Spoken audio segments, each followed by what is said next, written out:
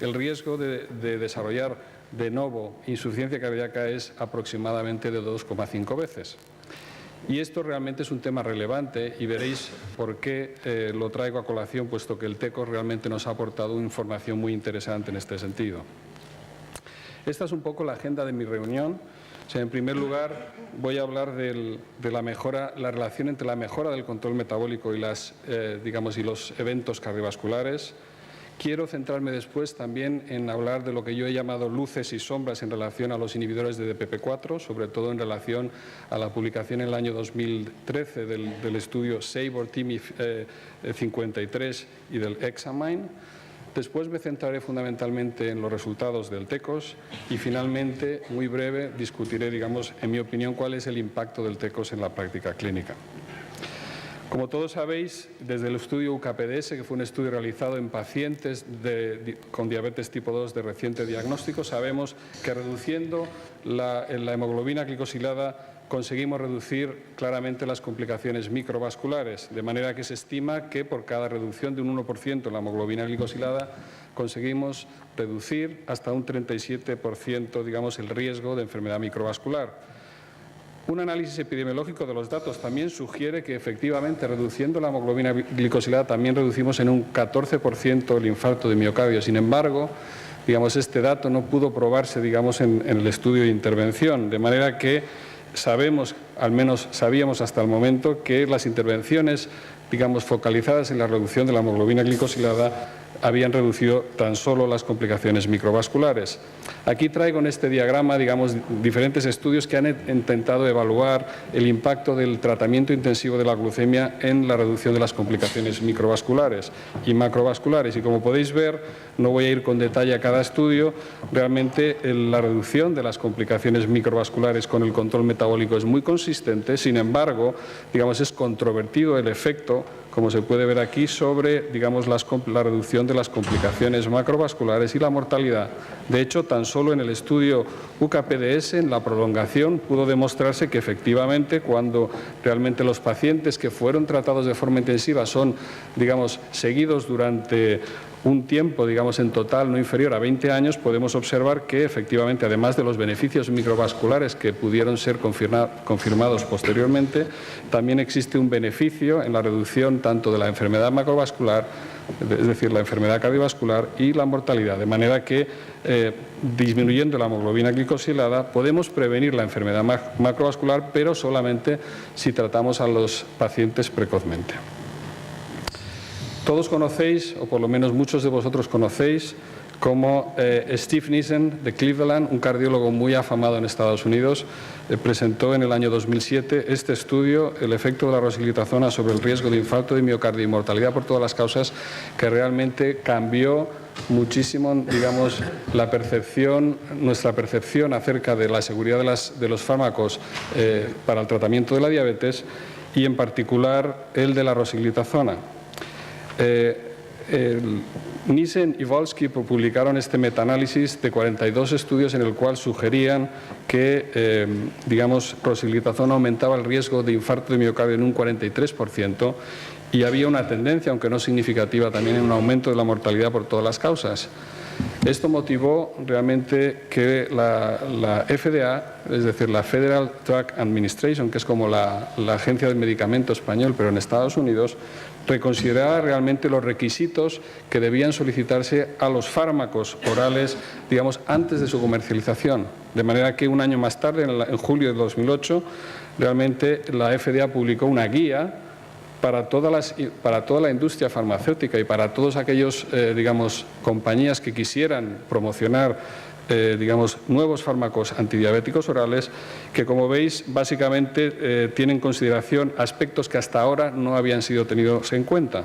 En primer lugar, que, los nuevos fármacos antidiabéticos orales deben de demostrar, que no afectan el riesgo cardiovascular, que no incrementan este riesgo de una forma inaceptable, para los pacientes tratados con ellos y, sobre todo, dio unas guías acerca de qué tipo de estudios debían diseñarse de seguridad para realmente demostrar esto que estoy diciendo, y en particular que en estos estudios incluyeran pacientes de alto riesgo cardiovascular, en particular pues, pacientes con enfermedad cardiovascular preexistente, pacientes ancianos o pacientes, digamos, con deterioro de la función renal, y que la duración de los estudios tuviera al menos 2 años o más de duración.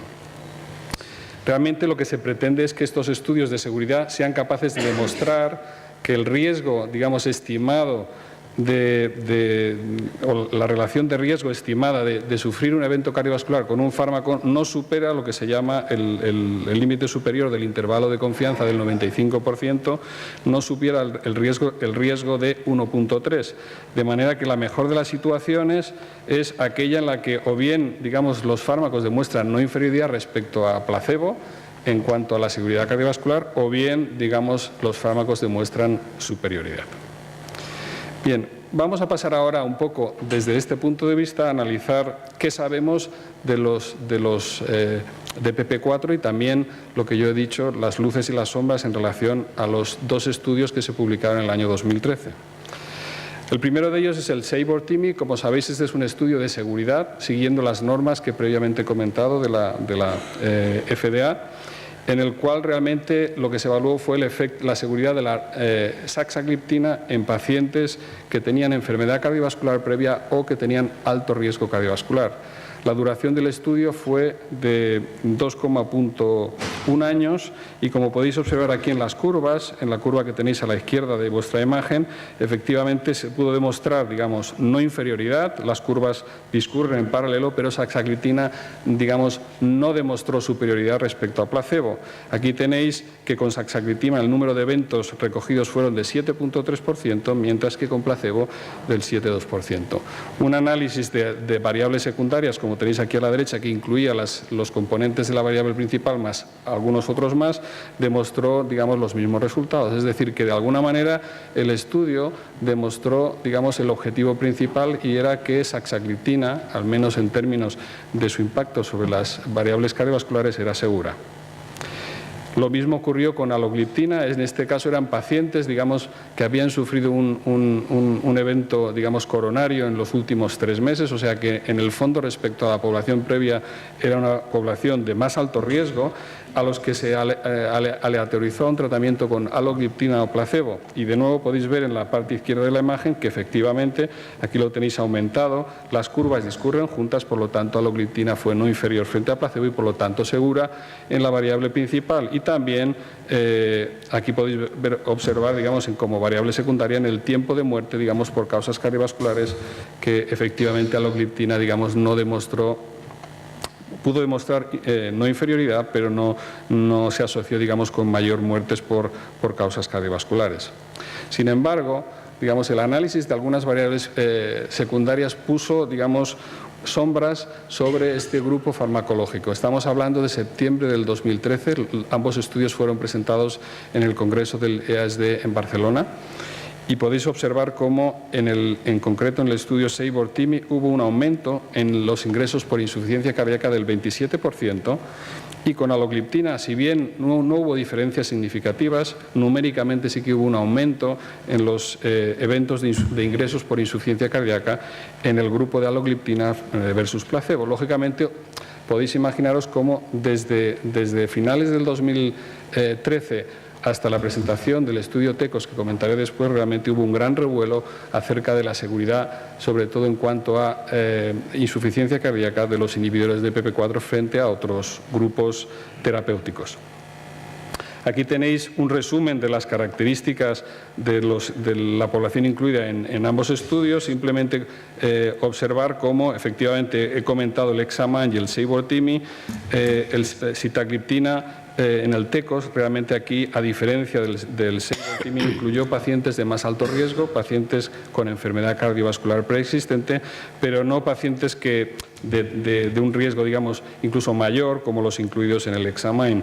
En el Carmelina, por ejemplo, eso es otro estudio de eventos cardiovasculares que no voy a detallar aquí, y finalmente vildagliptina realmente no ha hecho ningún estudio hasta la fecha de seguridad cardiovascular. Por lo tanto, con esta información vamos a centrarnos en los resultados del TECOS. El TECOS fue un estudio, digamos, de seguridad cardiovascular. Como todos los estudios de seguridad cardiovascular, y lo digo aquí, luego lo comentaré después, no fue un estudio diseñado para evaluar la eficacia de sitagliptina, fue un estudio diseñado para comprobar que sitagliptina es un fármaco seguro en las condiciones habituales de la práctica clínica. Por lo tanto, fue un estudio diseñado para demostrar la no inferioridad respecto a placebo. En concreto, la variable principal incluía muerte por causas cardiovasculares, infarto de miocardio no fatal, accidente vascular cerebral no fatal y también hospitalización por angina inestable. Las 4 variables, eran evaluadas por un comité independiente tal como la FDA, lo estableció desde el principio. Entre otras variables secundarias, no voy a entrar en detalles, se incluyó específicamente, el registro de hospitalización por insuficiencia cardíaca o hospitalización por insuficiencia cardíaca o muerte, por causas cardiovasculares. Se incluyeron 14.735 pacientes, de los cuales en el análisis de intención de tratar fueron 14.671 y, como veis en la diapositiva, completaron el estudio en el brazo de sitagliptina al 95,1%, mientras que en el grupo de placebo fueron una proporción bastante similar, el 94,1%. Aquí tenéis las características basales, eran pacientes con una edad de 65 años, como veis la mayoría eran varones, o sea, aproximadamente de cada 3, 2 eran varones, de raza blanca la mayoría de ellas o asiática, y el índice de masa corporal, como veis, era de 30 en ambos grupos, o sea que tenían una obesidad ligera, y el aclaramiento renal en torno a 75 mililitros por minuto, 1,73 metros cuadrados. Respecto a otras características, la tensión arterial sistólica era en torno a 135, la diastólica de 77. Importante considerar el colesterol LDL, quizá para este tipo de pacientes con enfermedad cardiovascular previa no suficientemente controlado, en torno a 91. Como veis, muchos de ellos utilizaban aspirina, prácticamente el 80%, y también en una proporción similar estaban tratando con estatinas. Respecto a las enfermedades cardiovasculares que presentaban los pacientes, como veis, prácticamente 3 de cada 4 tenían una enfermedad cardiovascular previa, de las cuales el 42% era infarto de miocardio, enfermedad vascular cerebral, en concreto, un ictus en torno al 17% y enfermedad vascular periférica un 16%. Anotar que hasta el 18% de los pacientes en ambos brazos tenían historia previa de insuficiencia cardíaca, porque esto es importante y luego lo comentaré en los resultados. Además, como por veis, favor, vamos en tiempo. Sí. Respecto a la hemoglobina glicosilada, los pacientes tenían 7,2% de hemoglobina glicosilada, la mayoría llevaban tratamiento con metformina, un 23% en tratamiento con insulina, y aquí tenéis los resultados del control glucémico. Realmente de lo que se trata es que ambos brazos conseguir, lo que se llama el equipoise, la misma igualdad glucémica entre ambos brazos, porque lo que se trata de demostrar es la seguridad de sitagliptina. En la variable principal, como veis, realmente sitagliptina, y lo tenéis ampliado, no demostró, un mayor riesgo que placebo. De hecho, fue capaz de demostrar la no inferioridad, tal como se demuestra en la diapositiva. Cuando se analiza por cada una de las variables, podéis observar cómo tanto la muerte cardiovascular, el infarto de miocardio, el accidente vascular cerebral y la hospitalización fueron comparables en ambos grupos. En respecto a la insuficiencia cardíaca, estos resultados eran muy esperados. Podéis observar claramente que no hubo diferencias entre los dos grupos. Cuando se analizaron los datos entre los pacientes que tenían insuficiencia cardíaca previa o no, observáis que no existen diferencias y, por lo tanto, sitagliptina es tan segura en aquellos que desarrollan incidentalmente insuficiencia cardíaca como aquellos que ya la tenían previamente. Respecto a otros datos, variables secundarias, simplemente comentar que efectivamente los pacientes que llevaron sitagliptina requirieron menos medicación adicional durante los 3 años de duración del estudio para conseguir los objetivos glucémicos, y también, la necesidad de insulina fue menor en los pacientes tratados con sitagliptina respecto a placebo. Respecto a las hipoglucemias graves, como veis, ninguna diferencia entre ambos grupos. Voy rápido, disculparme. Respecto al pancreatitis aguda y cáncer pancreático, tampoco hubo diferencias entre ambos grupos, aunque hubo un incremento numérico en los pacientes tratados con sitagliptina respecto a la pancreatitis aguda, pero lo contrario, lo opuesto en cuanto al número de cánceres pancreáticos en aquellos tratados con placebo.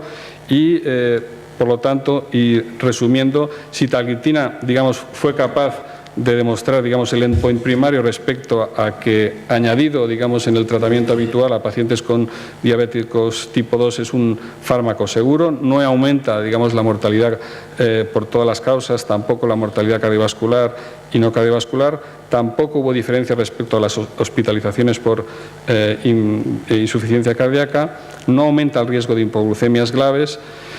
Menos pacientes con sitagliptina, como digo, requirieron agentes orales o el inicio de tratamiento con insulina. Ya he dicho que en la pancreatitis aguda y el cáncer de páncreas no hubo diferencias entre los grupos. Y quedaros un poco con esta última diapositiva, en la cual podéis observar, digamos, los datos que se han publicado con los 3 estudios respecto a la insuficiencia cardíaca, así como en el SABRE-TIMI hubo un aumento del 27%. En el EXAMINE realmente no hubo un incremento cuantitativo, pero no significativo, y el TECOS claramente demuestra, digamos, seguridad en los pacientes con insuficiencia cardíaca, y en aquellos que no la tenían tampoco aumenta el riesgo, de manera que en este metaanálisis provisional se puede ver que en conjunto, digamos, no hubo diferencias significativas en la clase. Las razones de estas diferencias nadie lo sabe por el momento. Como veis, hay diferentes hipótesis. No se sabe si es algo relacionado con, digamos, las características farmacológicas intrínsecas de cada uno de los fármacos y su unión, digamos, a la enzima de PP4. Realmente no se conoce. Por lo tanto, podemos decir que sitagliptina es efectiva tanto en monoterapia como en combinación. En combinación con metformina, digamos, mejora el control metabólico con un bajo riesgo de hipoglucemia sin aumento de peso. Que el TECOS realmente ha demostrado la seguridad cardiovascular definitivamente con sitagliptina y especialmente no aumenta el riesgo de insuficiencia cardíaca. Por lo tanto, es un estudio realmente que marcó un antes y un después respecto a las sospechas que había sobre los fármacos de la clase, y simplemente el significado, bueno, ya lo he comentado. Sitagliptina realmente es importante utilizar fármacos seguros en pacientes con diabetes tipo 2 que tienen alto riesgo cardiovascular. Muchas gracias por vuestra atención.